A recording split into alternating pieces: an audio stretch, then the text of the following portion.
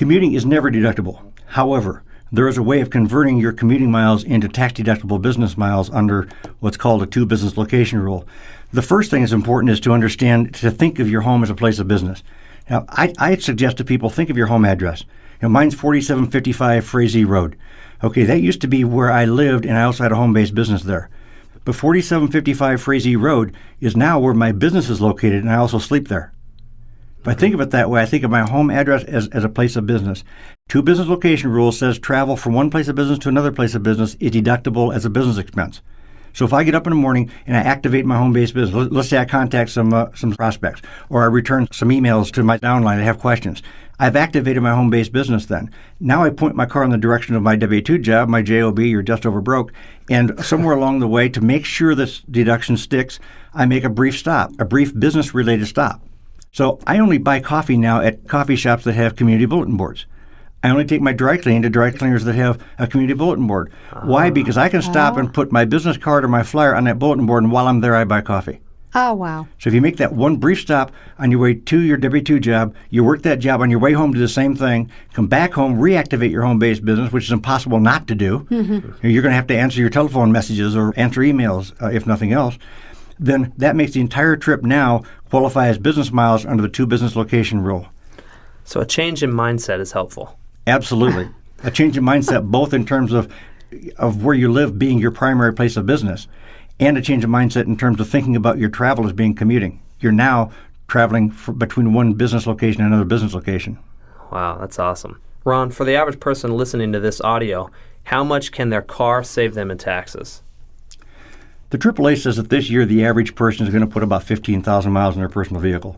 Now, a person with a home-based business probably puts even more on that, but conservatively, let's use 15,000 miles.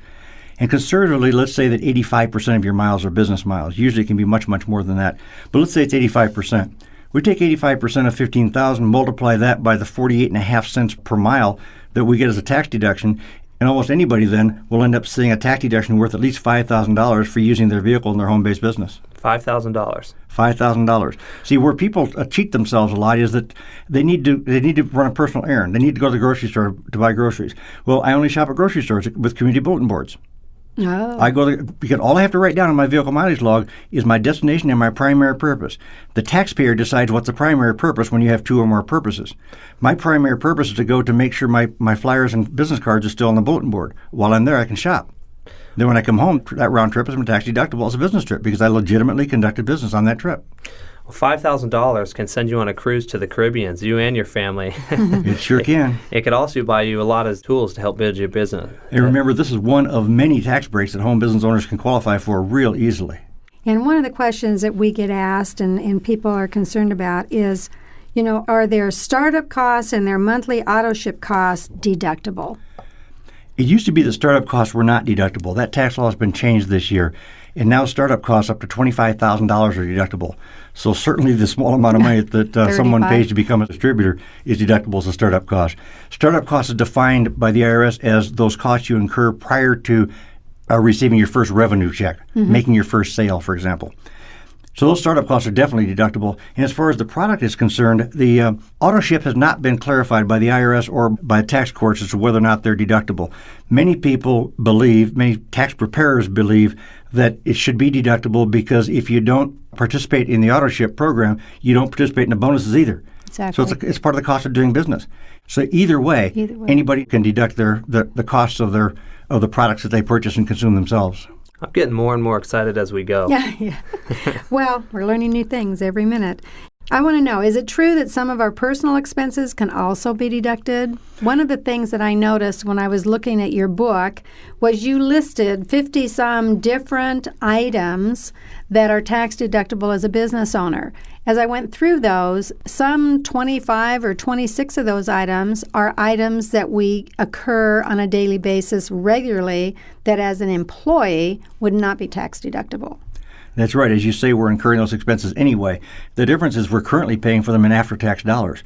What's that mean? If you have a bill worth $100, you've got to earn $150 to have $100 left to pay that bill. But now if you can convert that bill into a tax-deductible business expense, you now only need to earn $100 to pay that $100 bill. What bill is that? Well, for example, utilities. If you determine that 25% of your home, for example, just to pull a random number out of the air, if 25% of your home is being used regularly and exclusively for your home-based business, then 25% of all your utility bills are deductible. 25% of your rent or mortgage insurance is deductible. 25% of the general maintenance expenses on your home is deductible. So a lot of the expenses you already have suddenly can be converted into business expenses simply by having legitimate home-based business run from home. Wow. A couple of times you've used the term, if you qualify. Is it hard to qualify for home business tax breaks? No, it's real easy to qualify for them. The IRS lists a bunch of requirements, but they all boil down really to about 3. One is that you have to be working your business with a profit intent. You can't be working it like a hobby. Right. You've got to run it with intent to produce a profit and be able to prove that. Now, how do you prove that? Well, you prove that with the evidence. You've collected prospect lists. You followed up with prospects. You're trying to bring people in. You're earning commission checks. But you don't need to make a profit in order to begin taking the tax breaks. The second one is to work your business on a regular and consistent basis. That's the way the IRS has worded it, regular and consistent. Regular and consistent is not defined as a lot of time. In fact, the tax courts have ruled in favor of a taxpayer who said she worked her business an average of 45 minutes a day, 4 to 5 days a week. The tax court said that's regular and it's consistent, so that qualified under that. So when we talk to a distributor about being consistent with their business, there's really lots more reasons than just building their business to be consistent. Oh, that's right. If they stop running their business on a regular and consistent basis, then they stop qualifying for the tax breaks. That's one of the requirements. Mm-hmm. And the final requirement is that you run your business like a business. So that means you don't just work your business when you're at lunch with your colleagues. You don't just work your business when you're playing golf with the people you're running into on a golf course. Mm-hmm. You run your business like a business. You've got a business plan. You've got objectives. You've got people you talk to on a regular basis, and et cetera. So if you do those 3 things, you have a profit intent, you run your business on a regular and consistent basis, treat it like a real business, you'll qualify as a business giving you all these tax breaks. Mm-hmm. Mm-hmm. So things like meals, trips, mileage, meetings, tools to build your business, they qualify? Absolutely. If the primary purpose for incurring the expense is business related, then they qualify. Now, there is one exception on meals, is that meals and entertainment are only deductible at 50%. But if the primary purpose of that meal or that entertainment is business, then it absolutely qualifies for the tax breaks. Great. Ron, what about conventions and out-of-town business trips? When you come a few days early, maybe bring your family or stay an extra couple days after the event. Well, Tommy, business trips are always deductible. So the question is how's a business trip defined? If your primary purpose for travel is business, and you in addition you decide to stay a few extra days or come a few extra days early for quote playtime, then the entire trip can still be tax deductible as long as more than half of your days on your trip qualify as business days. What's that mean? Well, the day of travel is always a business day, mm-hmm. and so the day to and the day from are both, well, so you got 2 of them knocked off right there as travel days. And then you're going to be going to your convention, so that's probably a couple of days, so 2 more are knocked off, so now you got 4. And let's say that on one additional day you have a pre-scheduled meeting with someone that maybe only takes a half an hour, but it's pre-scheduled, so it qualifies the entire day as a business day.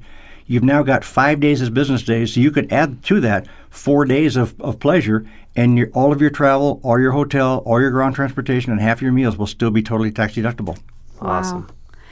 Another thing that I read in your book was that if we hire our own children, that we get additional tax deductions. That's just awesome. Can you tell us a little bit about that?